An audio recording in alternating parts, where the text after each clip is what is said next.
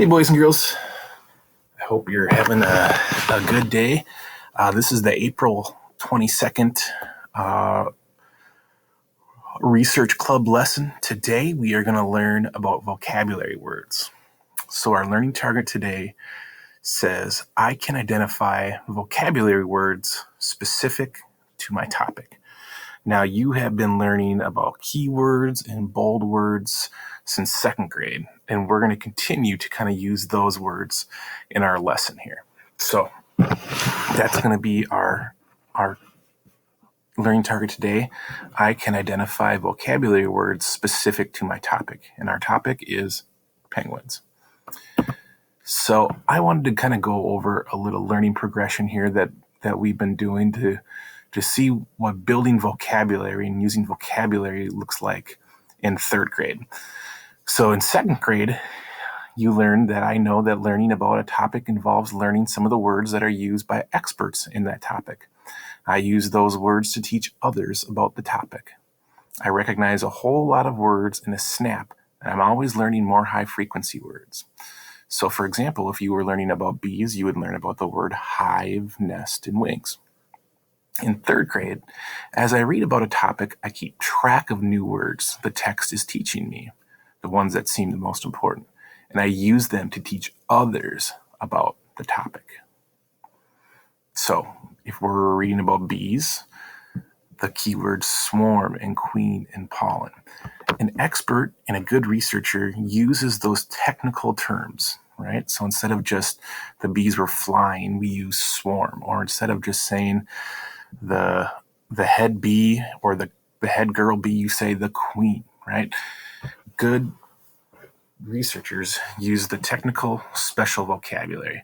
And before we start, I just wanted to remind you that this unit is broken up into two parts. We're still in part one here, and we're researching penguins together as a class. And I keep reminding you this because starting next week, you're going to start picking your own topic, and you're going to pick your own animal, and you're going to research it, including using vocabulary. So I want you to listen carefully so that next week when you pick your own, you'll know how to look for those vocabulary words. But I first wanted to point out some students who are doing a good job. So you might not know this, but every time you log onto Epic, your teacher sees that. So we know exactly which books you are reading and for how long. And for some of you, that's a great thing. Like Irvin, I could see one of the books that he chose to synthesize about. He read it for 13 minutes. That I know that Irvin did a great job, and he read that book thoroughly. Same thing with Kaysen. She read 2 books for 21 minutes. And Isatu went above and beyond. She read 22 books for over an hour. That means she must have read almost every penguin book there is. So I was very impressed by that. I've also noticed some other friends that I chose not to put on here who I don't see any books read for, or I see that you read a book for 2 minutes. So make sure that you're doing a good job, please. So thank you to those students. Today, I want to teach you that when you become an expert on a topic, it is important to begin using the technical vocabulary of that subject. Use the topic's special vocabulary. So for example, when we're learning about penguins, you might have seen words like rookeries or fledgling or blubber or habitats or brood or molt. And those are words that aren't common in our vocabulary, but if you are an expert at penguins, you'll be using those.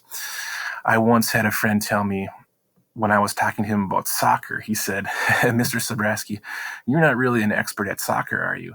And I said, yeah, how did you know? He said, well, because you're not using the technical terms. You're calling it a grass with lines when it's called the field. You're calling it the 2 cones when it's called a goal. You're calling it a kick from the side when it's called a corner kick. So people can kind of sense when you know those special vocabulary words and you're an expert. And like I said, when we're reading a book, oftentimes these special vocabulary words are written in bold and found in the glossary because the author also wants to kind of make an emphasis on those words. So as I was doing some research on penguins, I came across this page, and right away I saw that bold word, and I read right here. Like whales and seals, penguins have a layer of blubber, or fat, under their skin. Blubber also helps the birds stay warm even in cold temperatures.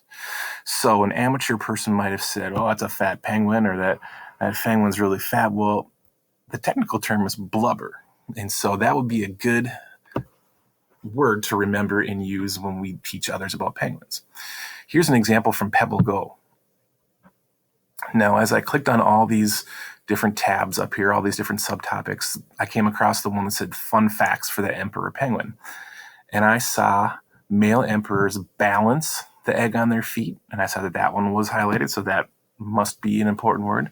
But then I came across this one right here that said emperor penguins live in groups called colonies. And I thought, I don't know that one.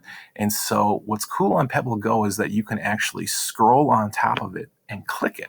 And if you click it, a box pops up that looks like this, and it will actually read it to you. And it says, a colony is a large group of animals that live together in the same area. So those are just two examples. I'm going to let you guys do some more research today to find many more keywords.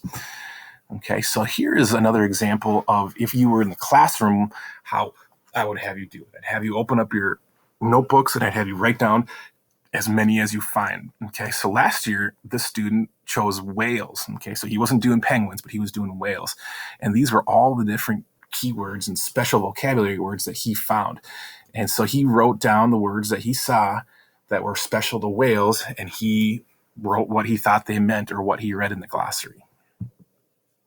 So today, you're going to click on Add Response, and then I want you to come up with at least 3 words, 3 vocabulary words that you found.